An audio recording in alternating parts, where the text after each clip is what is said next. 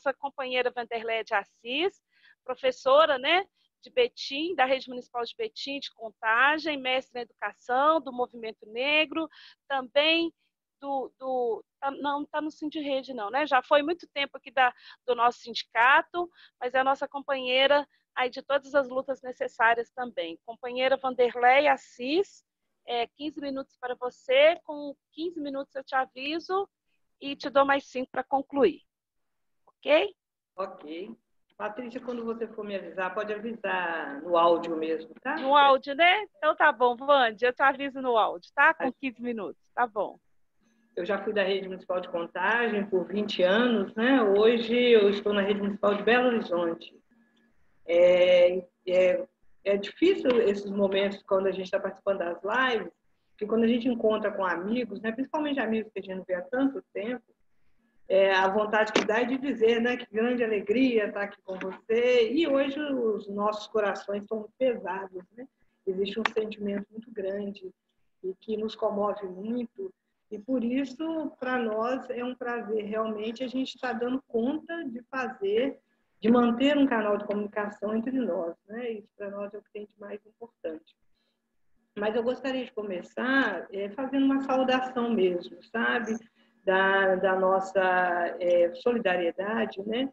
Aos familiares das mais de 31 mil vítimas do Covid-19, né? Aos familiares de mais de 500 mil infectados pelo Covid.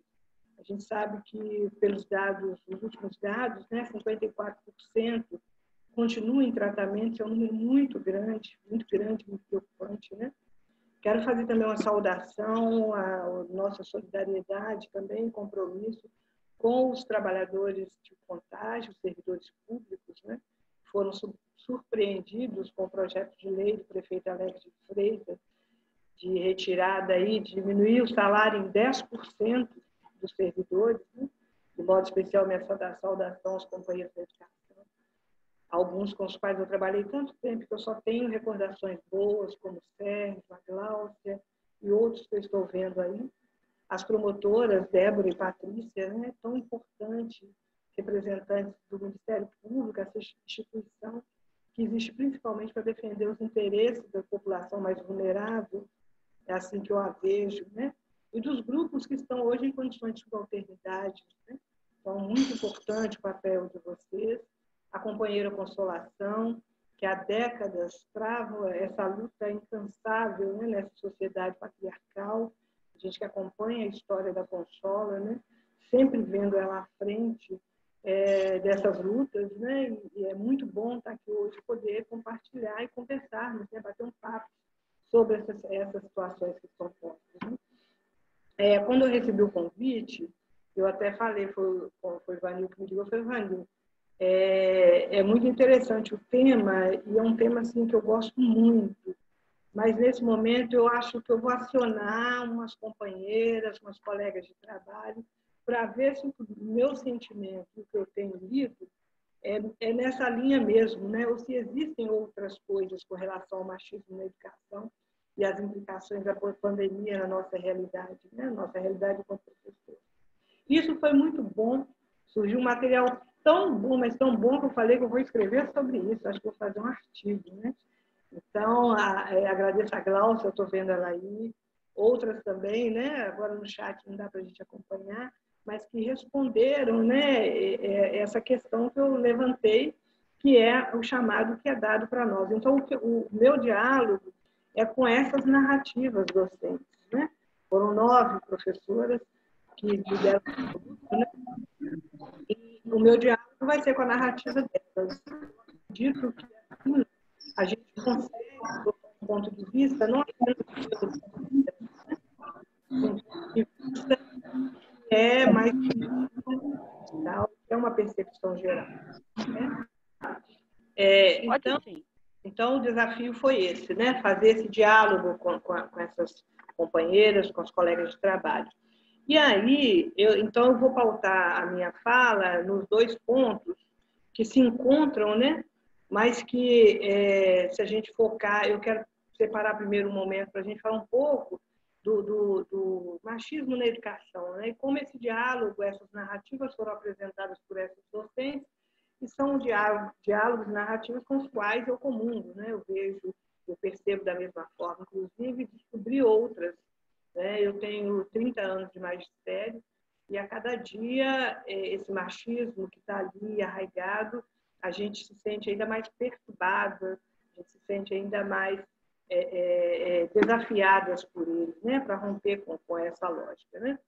Mas eu acredito que isso também, por outro lado, nós estamos mexendo num vespeiro, né? Eu digo que é um vespeiro. Se pegar tudo que as companheiras e colegas foram dizendo sobre essa situação, muitas pessoas não concordam, né? Vão dizer, vocês estão sendo duras demais, né? E, na verdade, a gente sabe que não é isso, né? Que, na verdade, essa situação, ela existe mesmo, né? E o machismo, ele foi a opressão primeira, todos nós sabemos disso, né? Foi base para a sua propriedade privada, para o capitalismo. O machismo ele deu forma à igreja, ele intercede, então, as classes sociais, né?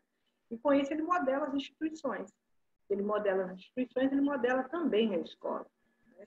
Então, ele tem uma longa história, só que nós passamos a enxergar o machismo há pouco mais de um século, né? Contra milênios e milênios, né, da sua existência. A existência dele, portanto, é anterior.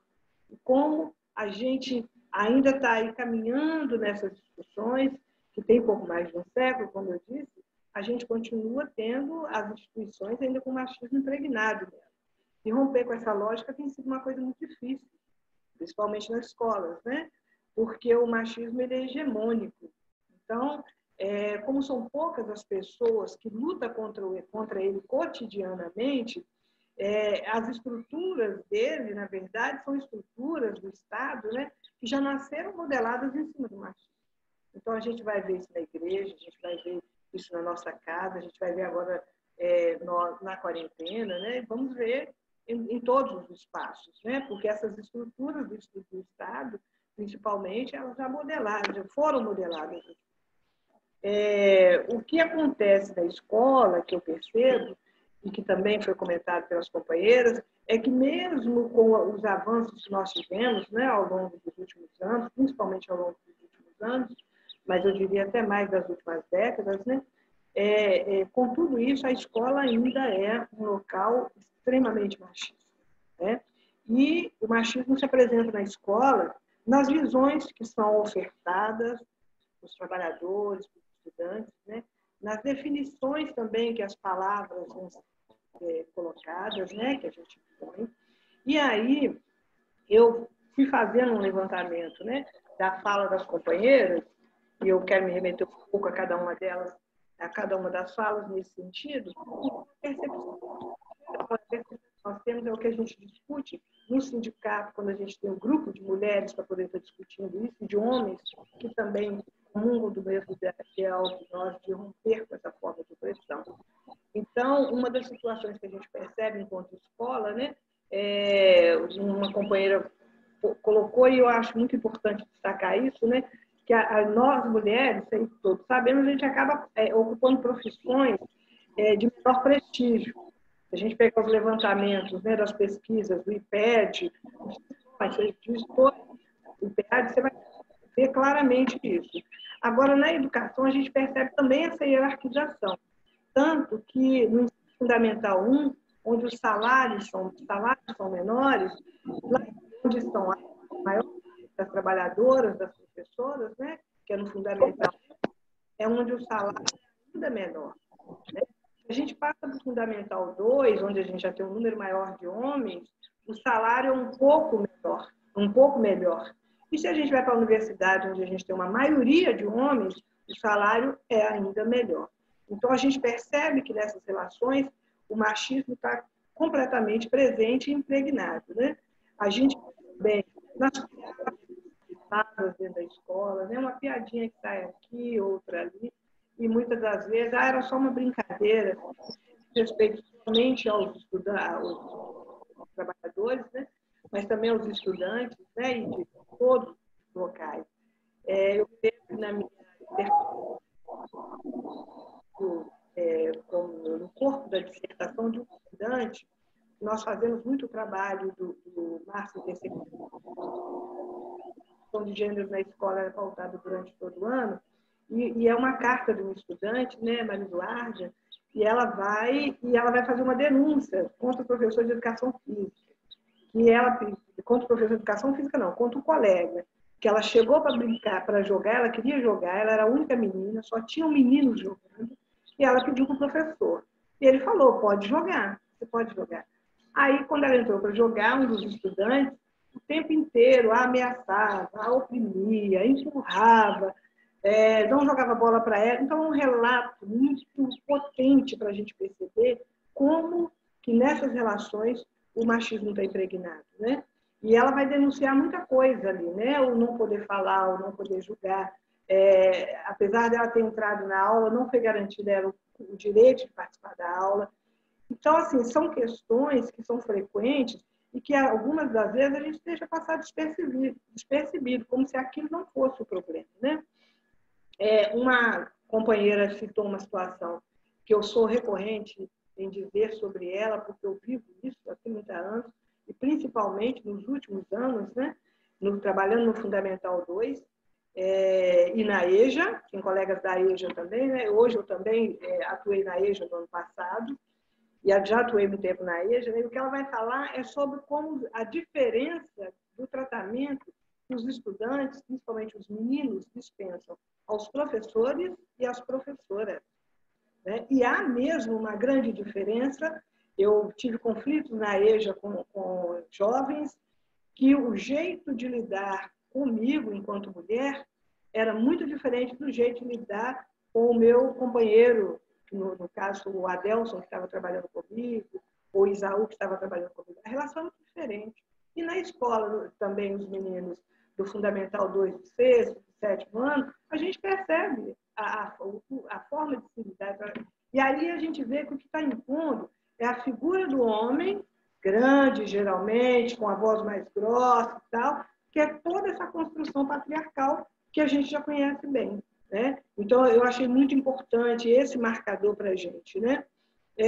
A questão também que foi colocada sobre poucos colegas se envolverem nesse debate, na desconstrução do machismo na escola. Isso é recorrente. Nós que estamos lá no dia a dia, tentando trazer isso como esse tema como um tema transversal na escola, né? Hoje, inclusive, interseccional, né? Que a gente faz junto a discussão com o racismo, né? Nós estamos lá pelejando com isso e realmente é a minoria dos colegas, dos companheiros que estão lá conosco e que travam essa batalha e que ajudam a defender, não apenas lá próximo das docentes, das professoras, mas que a gente percebe isso junto com as estudantes, né? E aí, diante das estudantes, a partir do momento que ele está comprometido com isso, ele também vai ter um posicionamento diferente. Então, a gente percebe que, infelizmente, a gente ainda também tem muita dificuldade nesse campo. Uma outra questão também que eu achei muito interessante foi você, Glaucia, que colocou, e que eu já falo, eu vou falar aqui como eu falo no dia a dia, né? Eu falo que o 8 de março, salvo raras exceções, como o Sérgio, que está aí, meu companheiro de anos, Gabriela Leite, que eu conheço, né, da trajetória, do quanto nos ajudou, o Maurício, que está aí também, que eu conheci há pouco tempo, mas que eu percebo, né, essa luta ao lado de Patrícia e outros, Márcio, salvo raras exceções, o 8 de março é uma farsa. Na escola ele é uma farsa. Geralmente, principalmente as direções, mas os colegas também, nos oprimem o ano inteiro. Eu tenho 4 filhos, né? Eu tive 3 filhas primeiro e recentemente eu tive o Otávio. Então, a minha experiência maior é com as 3, né? Principalmente a minha mais velha, que é asmática. Era asmática. E aí, eu me recordo bem, dormia mal à noite, chegava na escola acabada, e você não sentia essa solidariedade de uma gestão que olha para você com o olhar de que aquela é uma mulher, que é uma mulher que trabalha, que é uma mulher que estuda, que está tentando vencer, que está educando os filhos. Esse olhar, ele sempre faltou. Mas no 8 de março estava lá o bombonzinho com o cartãozinho dizendo Feliz Dia das Mulheres. E isso é muito sério, né? Então, essa é uma opressão também muito grande que a gente vive no interior das escolas. E como nesse dia os nossos colegas homens, né, eles realmente nesse dia nos abraçam, entregam as flores, né? Quem toca violão toca uma música bonita, né? Mas e no decorrer, né? E a hora de estar ao nosso lado, quando nós estamos defendendo essas nossas causas, né? Que eu nem ouso dizer bandeiras, né? São causas que constituem a nossa identidade e que ao longo da vida a gente vem defendendo, né? E por isso, muitas das vezes, nós somos as chatas, nós não temos nosso trabalho reconhecido, nós somos cheios de mimimi, nada para nós está bom. Qualquer frase que eu coloco ali, a Patrícia 2 falou anteriormente sobre a questão da música, né? Parece que era Joelma. Se essa fala vier de uma colega que não tem esse debate acumulado, mas ela percebeu isso, porque também é oprimida, e aí ela fala, as pessoas entendem com mais naturalidade. Mas se essa fala vier da Wanderleia, que está lá cotidianamente cobrando posições, cobrando escritas, cobrando isso está errado, aí, mas é chata mesmo, qualquer coisa incomoda, qualquer frase dá problema, entendeu? Então, são dessas coisas que a gente tem falado, né? E foi apontado também que, apesar das prefeituras, né, aqui nós estamos falando principalmente a prefeitura eu falo, né, de BH, de Betim, de Contagem também, pela referência, mesmo com todo o material que chega, muitas das vezes nós não tiramos tempo para fazer essas discussões. Então, o que a gente faz no máximo vamos discutir o projeto pedagógico, vamos discutir outras questões, mas esse tipo de narrativa, esse tipo de debate, a gente não assume ele. E como o Ivanil também falou logo no início, para a gente tentar ser um pouco menos machistas, né? Então, é disso que a gente fala hoje. E a escola, ela com certeza, ela é mantenedora, sim, do sistema que coloca as mulheres em níveis inferiores, né? E aí, se a gente parar para pensar também, uma questão que foi colocada por uma outra colega, eu lembrei de um texto que eu estou lendo, um livro que eu estou lendo, e aí tem uma fala da psicanalista Neuza Santos, que ela vai dizer sobre a autoridade da estética branca, né? E aí eu estou fazendo uma comparação, no caso, com o machismo, né? Então, ela vai falar da estética branca, que define o belo em sua contraparte, que é o feio, né? E na sociedade classista, a gente sabe que é assim, né? E aí, essa colega falou, ela traz a experiência dela com as filhas, né? 3 filhas negras, 2 delas obesas, e aí ela vai contar da experiência dela com as filhas dela no ensino médio, né? Tem uns colegas aí que são do ensino médio, e ela vai dizer da angústia das filhas devido ao tratamento que os professores davam a esse padrão de belo, que eram as meninas magras, cabelos longos, brancas, e num padrão de beleza que a gente sabe qual que está imposto em nossa sociedade. Então, ela vai dizer disso, que ela vê o machismo até nessa relação que é construída e que foi construída no dia a dia com os colegas, né? Então, eu achei isso também muito interessante. Oi? 5 minutos, minha querida. Ok. Então, aí, nesses últimos 5 minutos, então, eu vou focar na questão da pandemia na realidade doméstica, né, de nós, professores, né? E também essas questões foram pontuadas. O que eu percebi é que existe uma diferença mesmo, né, entre nós, professoras, que somos solteiras, e nós, professoras, que somos, mesmo que não sejamos casados, mas que temos filhos, né? Nós, professoras, existe uma diferença ali, que é no campo de um momento que eu estou tendo mais tempo para estudar, eu estou tendo mais tempo para cuidar de minha mãe, eu estou tendo mais tempo para cuidar de mim, né? Mesmo estou tendo mais tempo para poder pesquisar, enquanto que, e nós sabemos que a grande maioria das docentes, né, das professoras, tem filhos e tem também outras situações, né? A gente percebe nas falas essa dicotomia, eu diria. Vou continuar, só para encerrar mesmo, né? Então, eu estava falando disso, né? Dessa narrativa que centraliza a figura da mulher na reprodução da domesticidade. E aí a gente percebe que hoje nós, na quarentena, em casa, né, essa situação ela é reforçada, né? Tanto que o nosso teletrabalho, porque a maioria de nós está em teletrabalho, né? Estamos em casa preparando material para a escola, corrigindo material de escola, estamos também em casa acompanhando os filhos na teleaula. Então, quer dizer, esse teletrabalho não é reconhecido como trabalho, né? Se você tem uma casa para arrumar, se você tem uma cozinha para arrumar, um almoço para fazer, se você está no teletrabalho, é como se você pudesse colocar tudo aquilo ali e fazer, de fato, a sua função, né? Cozinhar, lavar, arrumar. E aí a gente sabe que isso ainda está ruim. Tem um áudio aberto aí.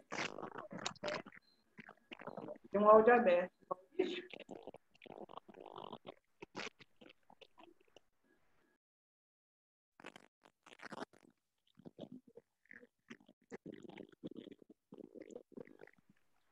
Tem um áudio aberto, Patrícia. Dá para você ver aí qual que é, não dá não? Já vi aqui uma. Tá. Então, vamos lá. Continuando, né? Então, se a gente levar em consideração que isso tudo tem a ver com essa colonização, né, do ser, do saber, né, a gente percebe com clareza que essa organização, e se a gente pensar a partir de uma lógica colonial, que vai organizar a produção do outro como um ser inferior, né, aí a gente vai ver que esse pensamento, que é euro, que é antropocentrado, ele vai funcionar gerando as hierarquias. E essas hierarquias, a gente está vivendo elas em casa, a gente está vivendo elas na relação com os nossos trabalhos, né? E no início, aqui a gente estava conversando um pouco sobre a Djamila Ribeiro, e a Djamila traz uma discussão muito interessante sobre isso, né? Não apenas do lugar de fala, mas também da mulher como o não humano, né? A maneira como as pessoas nos enxergam, muitas das vezes, é como se nós não fôssemos humanas, né? Como se nós fôssemos coisas, né? Objetos. Por isso pode bater, por isso pode agredir, por isso tem que largar aquilo que é seu pessoal para fazer o do outro, né? Então, isso, essa dicotomia que esse pensamento traz, né, da hierarquização, acaba acontecendo em reconhecer seres que são mais humanos e outros que são menos humanos. E nessa situação, nós, mulheres, estamos em desvantagem, né? Então, o que eu pontuo aqui, para concluir, a partir dessa desumanização constitutiva do ser mulher, né? A jornada exaustiva de trabalho, né? Uma colega brincou assim, nós agora não é jornada tripla, mas é quíntupla, porque ainda temos que dar aula para os meninos dentro de casa, né? E que está levando a um grande adoecimento da categoria, um grande adoecimento dos trabalhadores, né? O teletrabalho, aulas online, né? O não reconhecimento do teletrabalho enquanto trabalho também, que aqui eu não estou falando só eu, Vanderlei, na escola que eu trabalho. A gente está pensando também que a rede estadual está com teletrabalho, que as outras redes, mesmo as que não estão, algumas escolas estão se organizando em teletrabalho, né? E o não reconhecimento disso, né? Eu digo não reconhecimento de quem está dentro da casa com você, né? Então, quando a colega coloca isso, ela fala disso, né? Ah, tem que parar toda hora para fazer isso, e eu estou trabalhando, eu trabalho, né? Tem uma cobrança em cima disso, né? Isso está aumentando a nossa ansiedade, gerando muito cansaço, né? Não está permitindo a gente viver aquilo que a gente entende que seria o nosso momento, né? Eu mesma, no início da pandemia, nos primeiros 15 dias, eu vivi coisas que eu achei que, na verdade, eu nunca havia vivido na minha vida, que foi ter tempo de sentar para tomar um café da manhã com meus filhos, organizar o almoço e poder sentar na mesa e almoçar com eles, deitar e ler um livro juntos, coisas que eu nunca tinha tido o prazer de fazer, a não ser nas férias, né? Com essa nossa jornada pesada. Só que passou os 15 dias, as coisas começaram freneticamente, né? E aí, tudo isso tem trazido um desgaste muito grande. Eu encerro aqui, depois, se a gente no bate-papo tiver mais alguma coisa, a gente conversa. Obrigada.